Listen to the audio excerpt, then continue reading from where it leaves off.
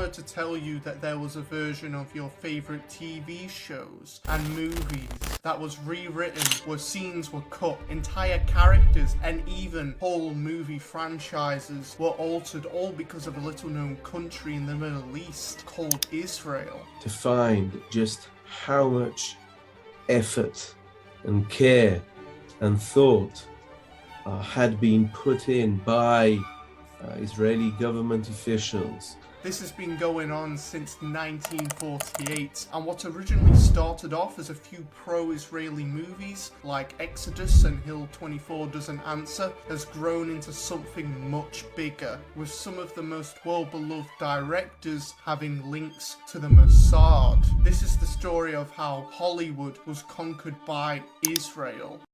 To understand how Israel gained so much control in Hollywood, we first need to understand how it gained so much power in the first place. We have to go back to the creation of Hollywood in the early 1900s, and the three main founders of the entertainment industry were Adolf Zucker, William Fox, Louis B. Mayer. These were originally Jewish immigrants from Europe who migrated to the US around the 1880s to the 1900s. These men went on to create Metro-Goldwyn-Mayer, Film Fox Corporation, and Paramount Pictures, the same corporations that still produce your favorite movies to this day. But they were also interested in a little-known ideology at the time called Zionism. Today everyone knows about it, but back then it was small and not widely known. However, it began picking up traction in the 1930s and 1940s, especially among this new Hollywood director class. One of the core beliefs of Zionism is that they believed that Israel should be independent from the British Mandate of Palestine and that they should have their own state. And this belief was getting really popular around the time when Britain was giving up its former colonies. So many Zionists saw this as an opportunity to use their self-power, and they did. They began creating movies that depicted Israelis in a very sympathetic light to influence US and global policy as a whole, with films like Adama and Battle for Survival. These movies directly influenced a lot of the foreign policy when it came to what to do with the British Mandate of Palestine. And then on May 14,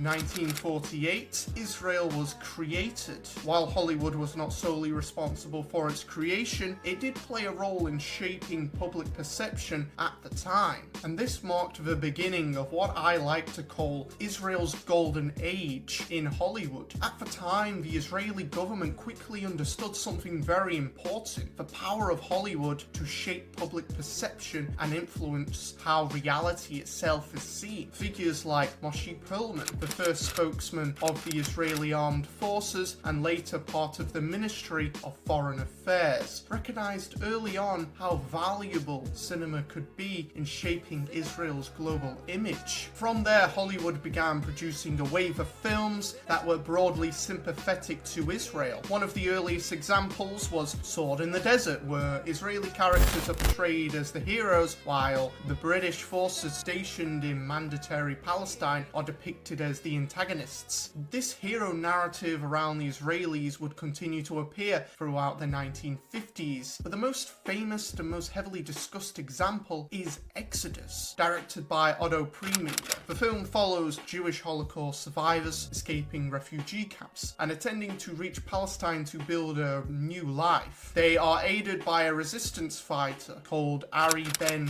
Kane, who helps smuggle them aboard a ship while clashing with British forces trying to prevent their arrival. The story builds through their struggle and rising regional tensions and ultimately ends with a dramatic, almost triumphant depiction of the creation of the State of Israel. This film was a major commercial success and had a significant cultural impact. It helped shape how many Western audiences viewed Israel, less as a new political state in conflict and more as an underdog. Over time, this didn't just affect public opinion, it also intersected with politics. Figures in Hollywood and Washington moved in overlapping circles. For example, Arthur Krim, a major Democrat Party fundraiser, and co-chairman of United Artists, helped finance films like Exodus and Cast a Giant Shadow. He also reportedly used his influence in political circles during the 1960s, including the era around the Six-Day War, where US-Israel relations became even more closely aligned. This pattern of pro-Israel storytelling continued into the 1970s and 1980s with films such as Operation Thunderbolt and The Impossible Spy, but eventually something would begin to shift, slowly changing the direction of this new Israeli golden age in Hollywood.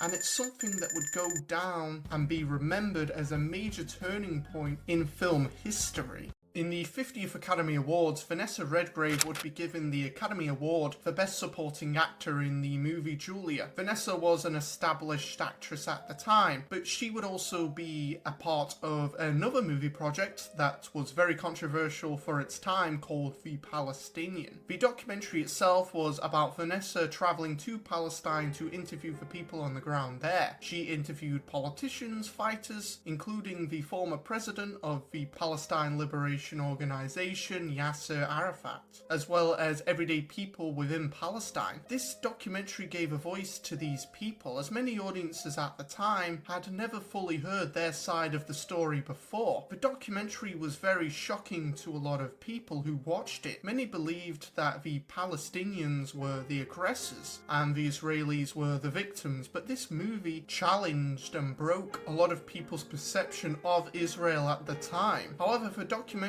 wasn't without scrutiny. The leader of the Jewish Defense League, Mia Khan, began to organize protests against cinemas that played the film. In some reported incidents, disruptions occurred during screenings, including extreme acts such as releasing mice inside one of the cinemas, and even claims of bombings linked to the wider backlash surrounding the film. When Redgrave attended the Oscars, tensions were extremely high. She reportedly saw an effigy of herself hanged by the JDL outside the event, and it was then set on fire. It was also reported that a JDL member offered $500 for what they called an ear of the Nazi. All of this was happening because of her involvement in giving a platform to the other side of the conflict. Redgrave herself addressed this, saying, "I made this film because I believe the Palestinian people have been denied the right to be heard." When she went on stage to collect her award, she delivered a speech that would go on to be remembered in Hollywood history. I also think it's in part because we believed and we believe in what we were expressing. 2 out of millions who gave their lives and were prepared to sacrifice everything in the fight against fascist and racist Nazi Germany. And I salute you, and I pay tribute to you, and I think you should be very proud that in the last few weeks you've stood firm, and you have refused to be intimidated by the threats of a small bunch of Zionist hoodlums whose behavior... After this speech, she was widely criticized and even labeled anti-Semitic for her speech. Not a single major Hollywood star publicly came out in defense of her, and at the after party following the ceremony, she was reportedly left sitting alone with no one choosing to sit beside her. She was completely ostracized after the speech. Even her co-star Jane Fonda would later criticize her, calling Vanessa crazy for her statements at the Oscars, and she continued to speak out against her for years afterwards. Vanessa Redgrave ultimately broke programming in a lot of people's minds. At the time, many viewed Israelis as the oppressed side and the Palestinians and other groups in the region as the aggressors, but Vanessa presented a different, more realistic reality of the conflict, showing that it was not as black and white as many people believed it to be. And this was the turning point on a lot of people's opinion on Israel. A book would be written on the Israeli hold on Hollywood, and that book is called Hollywood and Israel: A History. This was written by Tony Shaw and Gloria Goodman, and Gloria Goodman himself comes from Israel, so this isn't an anti-Israel conspiracy book. It actually draws from Israeli state archives, IDF state archives, and US State Department records, and numerous collections of personal papers from figures in both the American and Israeli film industries. This book exposes the hidden links between Hollywood and Israel on a different level, as they go on to explain the hidden pro-Israeli messaging and hidden pro-Israeli connections within Hollywood, and go into detail with the history of Israel. The book goes on to explain the history and connections Israel has had with Hollywood, and how they created pro-Israeli movies to depict Israel in a more sympathetic light. According to Goodman and Shaw, the movie Sword in the Desert, which was produced by Universal International Pictures and was produced by Robert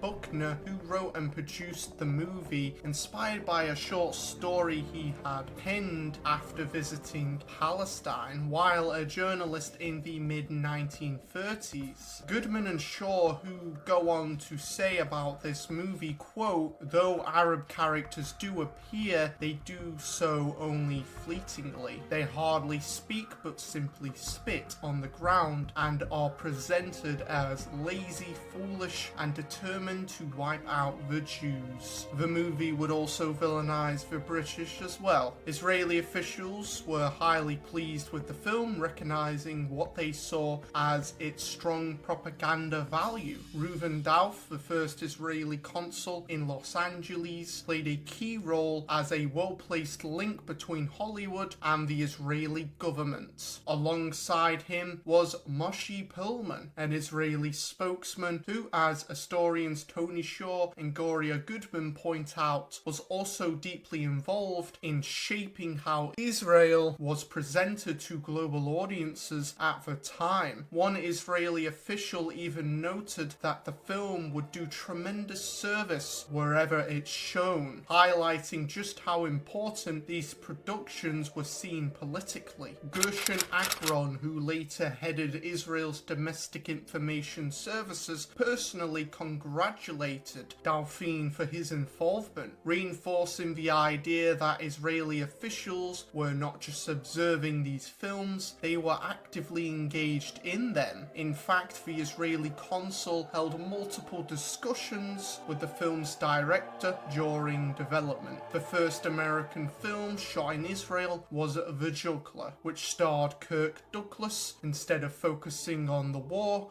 the film followed a Jewish refugee's journey to Palestine, symbolizing the new state's effort to absorb large numbers of immigrants. The story itself was written by Michael Blankfort, a New York-born screenwriter and novelist. Dauphin encouraged Blankfort to be given as much support as possible to develop the script, and he eventually spent 2 months traveling across Israel for research.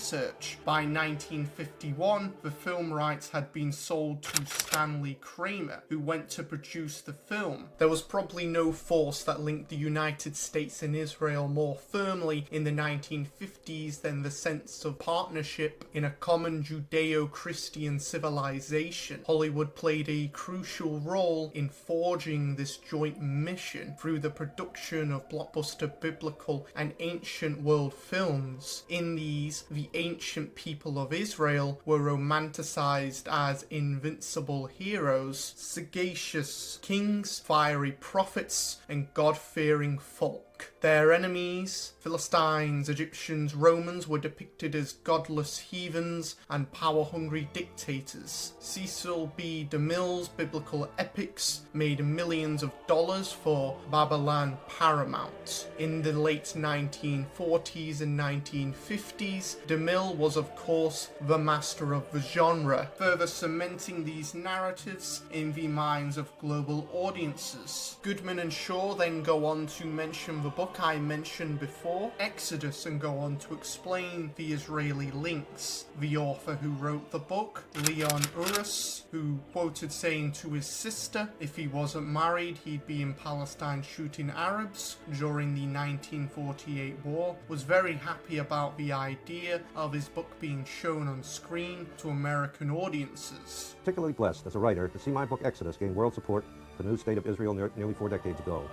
Although it accomplished everything I had hoped for it, I never in my wildest fantasies believed that my words would reach out like a rainbow over time and space to the lost tribe of Israel entombed in the Soviet Union, where it underwent dozens of underground translations and became a powerful catalyst in reuniting the Jews of the Soviet Union with their history, the Jews in the outside world, and in stirring tens of thousands to make Aliyah. To bring the project to life, the production received significant backing from Israel's foreign minister, as noted by historians Tony Shaw and Gloria Goodman. Officials were prepared to offer as much support as possible to ensure its success. In Los Angeles, the Israeli consulate supplied the writer with books, research material, and documentaries, essentially fast-tracking his understanding before he even arrived. Once in Israel, the assistance became even more hands-on. A representative from the government's Hasbara department was assigned to guide him across the country, arranging meetings with political figures, military personnel, and local settlers. The goal was clear: immerse him fully in the environment. They even encouraged him to remain in Israel while writing his first draft, ensuring the story stayed closely aligned with what they wanted to present. When the book was released, it became a massive success, selling over 2 million copies in its first year alone. The impact didn't go unnoticed at the highest levels. In a 1959 Israeli cabinet meeting, it was reportedly stated that the novel had done more to influence public perception than decades of traditional Zionist messaging. Even Prime Minister David Ben-Gurion acknowledged its significance,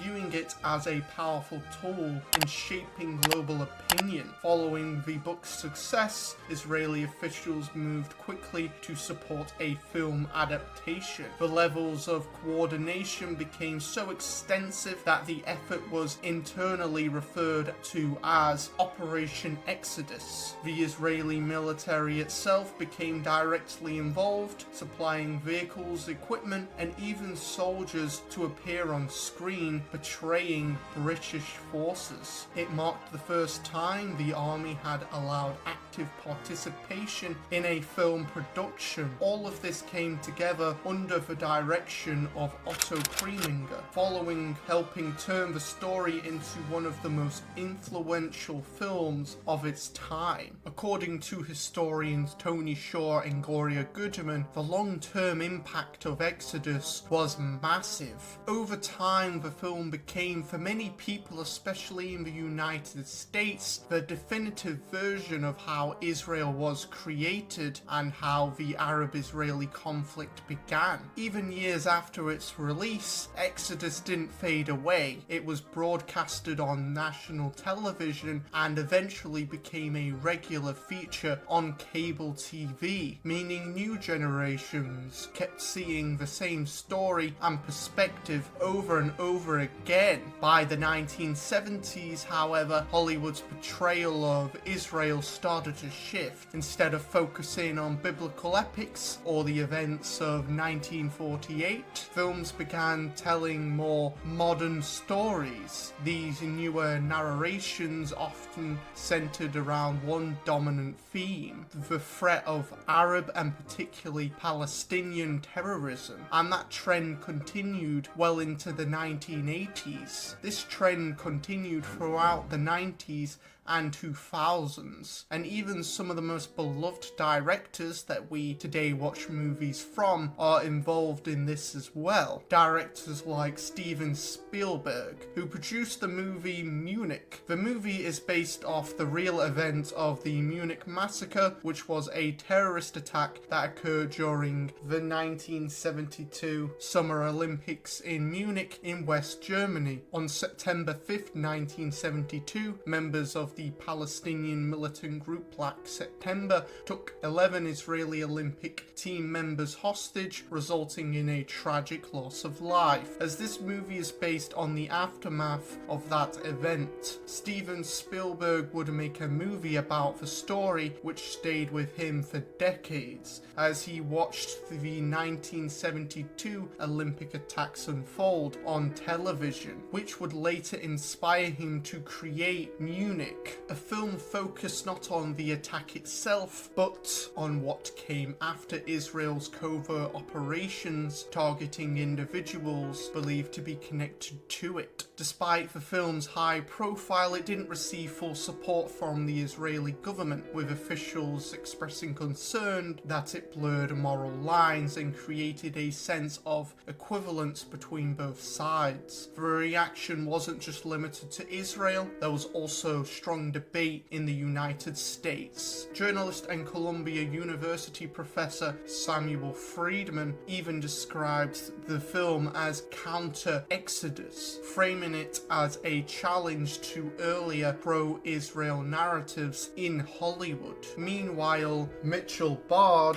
who had ties to pro-Israel policy circles and later led the American-Israeli Cooperative Enterprise, argued that critics of the film were focusing too narrowly on certain scenes instead of looking at the bigger picture. According to Bard, while some moments in Munich might appear critical of Israel, the overall tone still portrays the attackers as brutal and reinforces a sense of justification behind the response. In his view, it would be difficult for audiences to leave the film feeling more sympathetic towards Palestinians than Israelis. And importantly, Spielberg himself was not anti-Zionist. Even though the film explores the moral weight and consequences of these operations, he made it clear in interviews including the one with the German publication Der Spiegel that he ultimately supported Israel's actions despite acknowledging the complexity behind them.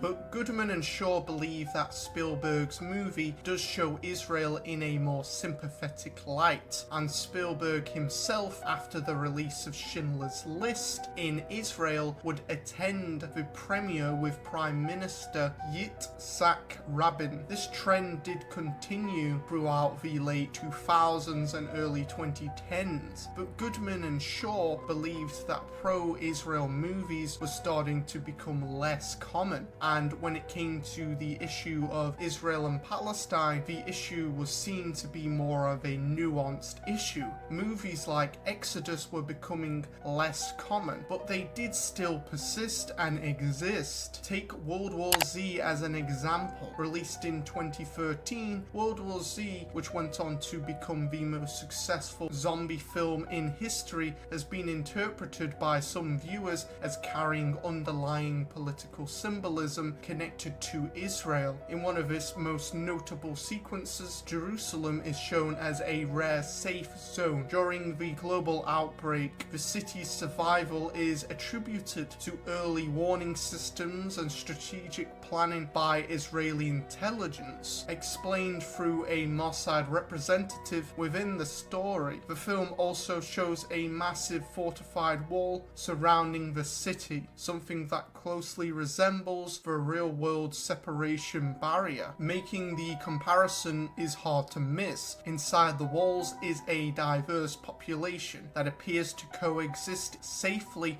while chaos unfolds outside. This contrast between security and order within versus destruction beyond can read as reinforcing a narrative where Israeli strategy and preparedness are what makes survival possible in a otherwise collapsing world. But in the 2010s, Hollywood began to see something that they didn't expect, which was the rise of the anti-Israel actor. Actors like Mark Ruffalo, Rihanna, and Zian Malik all voiced their support for Palestine, and Selena Gomez urged her followers to pray for Gaza, which is ironic because they used Hollywood to influence the world's public opinion to become more pro-Israeli. But the reasoning behind this is not surprising. surprising. Hollywood has always been very liberal, but the liberal Zionists who were in Hollywood never thought that anti-Israel rhetoric or pro-Palestinian rhetoric would ever become a left or right issue. But it has quickly become that, and what's worse for them is that even the right are starting to turn massively against Israel as well. But they still hold a good amount of power in Hollywood. Goodman and Shaw notes that Israel continues to maintain strong connections within the upper levels of Hollywood, pointing at several influential figures as key examples. Among the most prominent is Israeli billionaire Chaim Saban, whose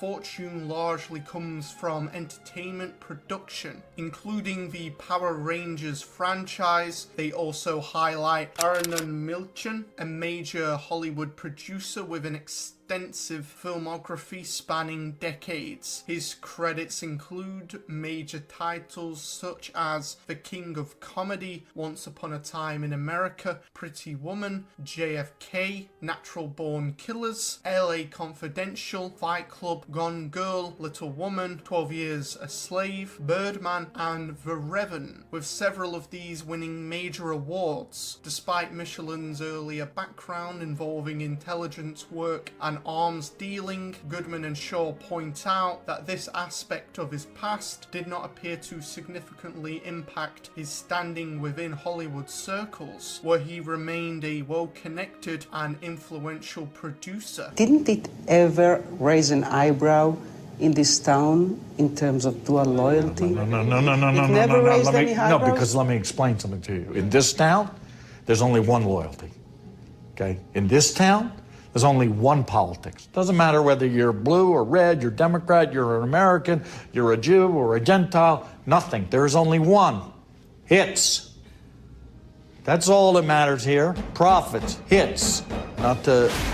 Dayan, who served as Israel's consul general in Los Angeles from 2007 to 2011, described Arnon Milchan as an important figure in shaping Israel's image abroad. He argued that having connections to major cultural influences create a significant strategic benefit, especially when those individuals are able to reach wide audiences through entertainment. According to him, relationships with high-profile figures in the film industry give Israel an unusual level of visibility and influence in global culture. He also noted that very few people have the ability to gather so many top Hollywood figures in one place, highlighting how rare and powerful those social connections are within the entertainment world. But times are changing, and so is Hollywood, and the golden age of Israeli influence within Hollywood is starting to come to an end,